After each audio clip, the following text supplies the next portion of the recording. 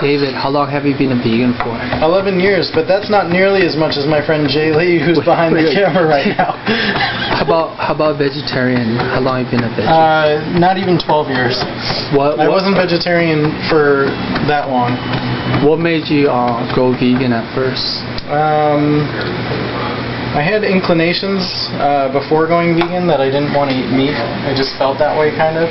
And then when I got into punk and hardcore music,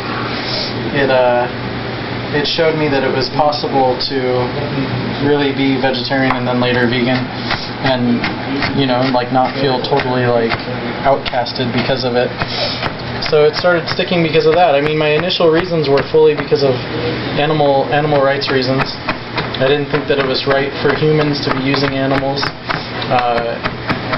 in such messed up ways.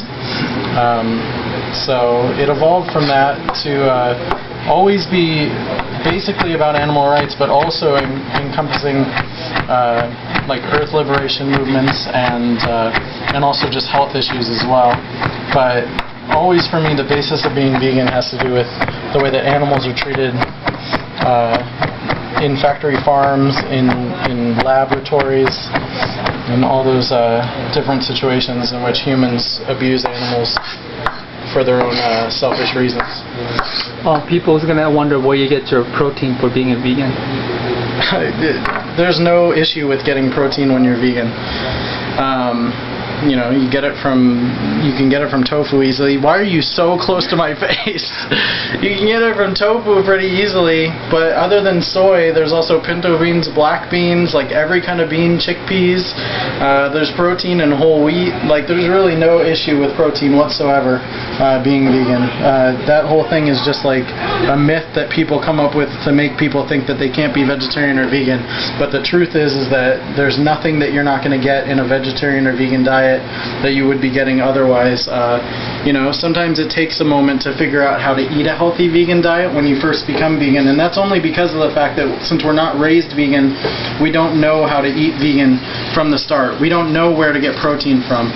If meat and dairy were your only protein sources, then you have to figure out what new ones are. And unfortunately, a lot of people, when they first go vegetarian or vegan, they're just eating a lot of potatoes and other starches and grains because they don't really know what they're doing. And then eventually soy products come into the mix, and then they probably overdo soy products. But over time you learn to just eat a balanced diet, and if you're eating a balanced diet of different plant-based foods, you don't really have to worry about that much. What are you cutting there right now? Ginger and garlic. I want them to be as fine as possible. What are you making? We're making spicy eggplant in a garlic sauce. Like a Thai eggplant or Chinese eggplant dish. Kind of a mix. But why is diet so important to you? Like health-wise? Health-wise? Yeah. I mean, health-wise it's important because of the fact that I've struggled my whole life with being overweight. It comes naturally for me to be able to put on weight easily, but it's hard for me to get it off. And especially when you have a predisposition towards something like having more fat on your body, any help you can get in lowering your chances of heart disease and cancer and diabetes is good. So the vegan diet does all of that. It lowers your risk of all of these different problems that people have health-wise that have really, increased tremendously over the past, over my lifetime, due to the nasty foods and the chemicals in the foods and the water and stuff that people are consuming. What's on the menu right now? You already asked me that. No, besides the eggplant. No, okay, so into the eggplant we're going to put eggplant, we're going to put tofu, we're going to put bell peppers, there's going to be ginger and garlic, there's going to be some oil, some organic sugar, some rice vinegar, some soy sauce, some red chilies, some broth, some corn, or actually we're going to use arrowroot today instead of cornstarch, and then we're making brown rice over in the rice cooker. which this rice cooker is cool because most rice cookers are aluminum and they're lined with non-stick coating. That non-stick coating is totally toxic and flakes off into the stuff, and the aluminum is one of the main causes of Alzheimer's later in life. So this one we bought specifically because it's completely stainless steel on the inside. So what about the rice? Can you show us what kind of rice you used? Yeah, we're using organic short grain brown rice. Bring it to the light. Although the size of the rice doesn't really matter, but it is organic brown rice. It's the Lundberg brand, and I don't know. Take a couple in your hand. Take a couple in my hand? Yes. Oh, okay, Jay. Well, this is rice. For anyone who's never seen it, it's on top of my Band-Aid. It looks disgusting right now. Oh.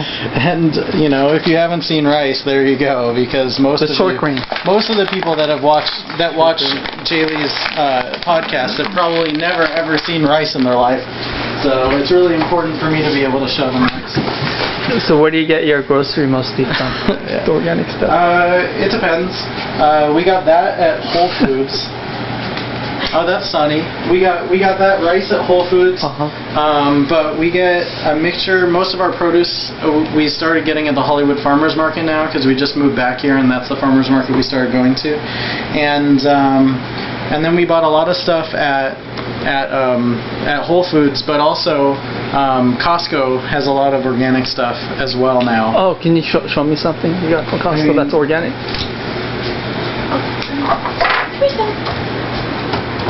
So there's like organic peanut butter from Costco. That's a better deal than anything you'll find anywhere else. You get 2 of these. There's how much were they? What big ones? I don't know, probably $5 or $6, and it's 2 for that price. And then also with jelly, and they have organic spinach. There's this container, which is a pound of organic spinach, is $3. There's a 5-pound bag of organic carrots, which is I think $3.50 or $4. We also got the jelly's in here somewhere. I don't know, right here. This big thing of organic strawberry jelly was just a few bucks. And then last but not least, this isn't organic, but it is vegan. The Los Angeles ones now have the Gardein. This is the soy chicken nuggets, 40 of them for $10.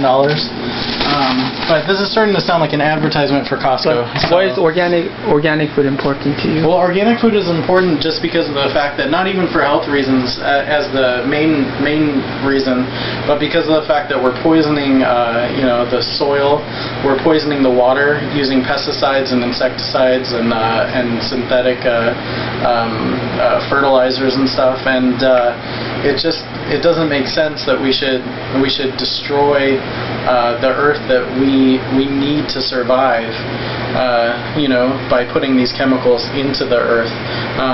The amount of topsoil that we've lost due to commercial pesticide use in agricultural farms is pretty astonishing. And the more topsoil you lose, the more topsoil you lose, the harder it is to grow crops in the future. As well as levels of toxins that are being found in people's bodies, in babies' bodies nowadays.